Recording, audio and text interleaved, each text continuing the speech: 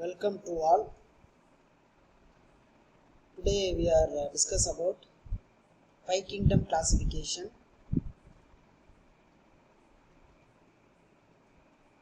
Salient features: Monera, Protista, Fungi, Plantae, Animalia. The features: cell type, cell wall, body organization, mode of nutrition. In Monera, mode of nutrition: autotrophic, heterotrophic. Autotroph or heterotroph. Protista, autotrophic or heterotrophic. Fungi, heterotrophic. Plantae, autotrophic. Animalia, heterotrophic. Right? These are five kingdom classification salience features. Right? Next, three domains of the life. Three domain classification was proposed by Carl Woese. It's a very important one more question. Three domains classification was proposed by Carl Woese. It's a very important one more question. In the year of 1977 and his co-workers. They classified organisms based on the difference in 60S RNA genes. So major important points. The three domain system adds the taxon domain higher than the kingdom. This system emphasizes the separation of prokaryote into two domains, bacteria and archaeobacteria. This is a very important two domains. One is bacteria, another one is archaeobacteria. And all the eukaryotes are placed into the domain eukarya. Already I tell you what are the difference between prokaryote and eukaryote, right? Archaea appears to have more in common with the eukarya than the bacteria. Archaea differ from bacteria in cell wall composition and differs from bacteria and eukaryotes in membrane composition and RNA type. Is a major difference between archaeobacteria and bacteria. Three domains. Carl Woese, 1977. Archaeobacteria. First one is archaeobacteria. Second one is bacteria. Third one is eukarya. The archaea extremophils, methanogens, holophils, thermoacetophils. It's a very important one mark area. Examples of extremophils, examples of methanogens, examples of holophils, examples of thermoacetophils. These are all examples.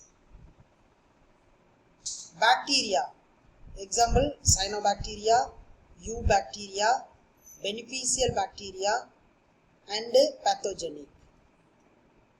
Eukarya, eukaryotes, protista, fungi, plants and animals. They are called eukarya. First of all, you should understand domain archaea. This domain includes single-celled organism. The prokaryotes, which have the ability to grow in extreme conditions like volcano vents, hot springs and polar ice caps, hence are also called extremophils. It's a very important 2 mark or 3 mark question. Define extremophils. You should write first point only. They are capable of synthesizing their food without sunlight and oxygen by utilizing hydrogen, sulfide and other chemicals from the volcanic vents. Some of them produced methane Methanogens. Some of the produced methane are called methanogens.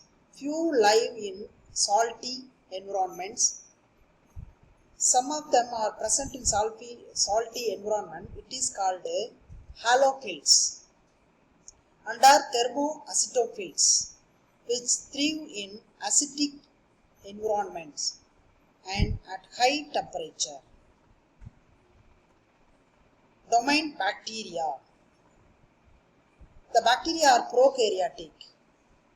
Their cells have no definite nucleus and DNA exists as a circular chromosomes and do not have histones associated with it. This is a major difference. Bacteria are prokaryote. Cells have no definite nucleus.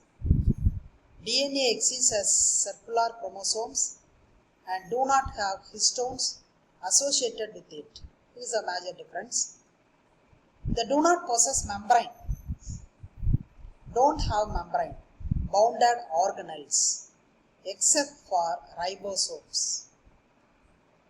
70S type. Their cell wall contains peptidoglycans. Very important points. Cell wall contain peptidoglycans. Many are decomposers, some are photosynthesizers, and few cause diseases. There are beneficial probiotic bacteria and harmful pathogenic bacteria, which are diversely populated. Probiotic bacteria are called beneficial. Example, lactobacillus. Pathogenic bacteria, disease-caused organisms. Cyanobacteria are photosynthetic, blue-green algae, which produce oxygen. These had played a key role in the changes of atmospheric oxygen levels from anaerobic to aerobic during the early geologic period in starting stage. These are mainly responsible for early oxygen produced organisms. Domain Eukarya or eukaryotes. Eukaryotes are animals which have two nucleus and membrane bounded organ. It is a major importance or major difference between prokaryote and eukaryotes. It have two nucleus and membrane bounded organelles. DNA in the nucleus is arranged as a linear chromosome with histone proteins. Ribosomes of 80S type. In bacteria, 70S type. In the cytosol and 70S type in the chloroplast and mitochondria. 70S type are present in chloroplast and mitochondria. It is a very important line. Organisms in this domain are classified under kingdoms, namely Protista, Fungi, Plantae, Animalia. Protista, Fungi, Plantae, Animalia are called eukaryotes. This is a very important key points. In 1987, Cavalier-Smith revised the 6 kingdom system to 7 kingdom system. Who was revised the 6 kingdom system to 7 kingdom system? So one more question. The scientist name Cavalier-Smith, year of 1987. The concept of super kingdom was introduced and revised to 7 kingdom classification. The 7 kingdom classification includes. Then the classification is divided into 2 super kingdoms, Prokaryota and Eukaryota. 7 kingdoms, 2 prokaryotic kingdoms, Eubacteria and Archaeobacteria, and 5 eukaryotic kingdoms, Protista, Promista, Fungi, Plantae and Animalia. Next, Taxonomic hierarchy. In biological classification, the taxonomical hierarchy include 7 major categories. What are the taxonomic hierarchy major categories? It's a 3-mark question. Namely, kingdom, phylum, class, order, family, genus and species. Species is the end of classification, hence it is called a unit of classification. Species are called a single unit of classification. Other intermediate categories such as subkingdom, grade, division, subdivision, subphylum, superclasses, subclasses, superorder, suborder, superfamily, subfamily, subspecies. They all are called intermediate categories. What are intermediate categories? It's a 3-mark question. Next we are discuss about species. What are the special characters are present in species? What is species? Species is the basic unit of classification. In the taxonomic hierarchical system, it is a group of animals having similar morphological features and traits and is response and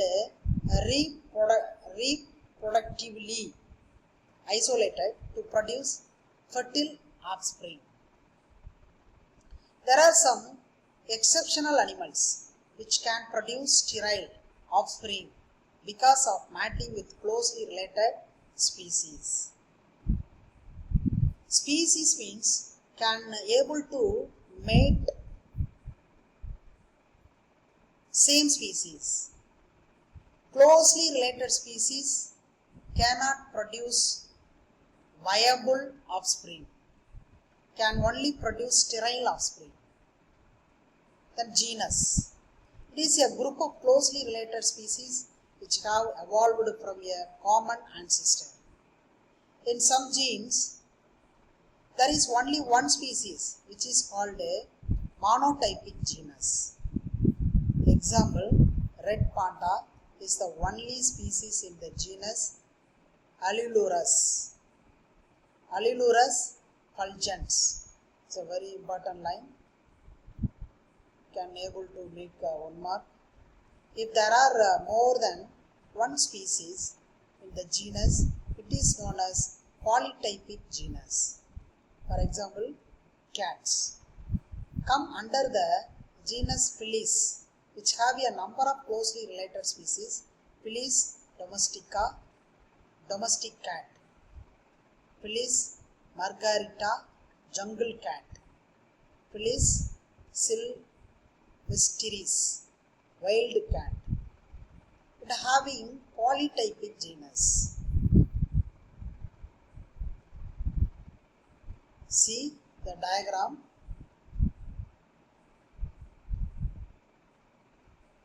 Hiney, mule.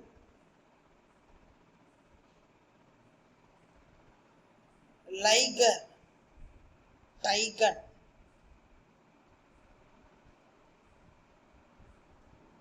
Crossed between male horse and female donkey. Male horse, female donkey result in Hiney. See, this is Hiney.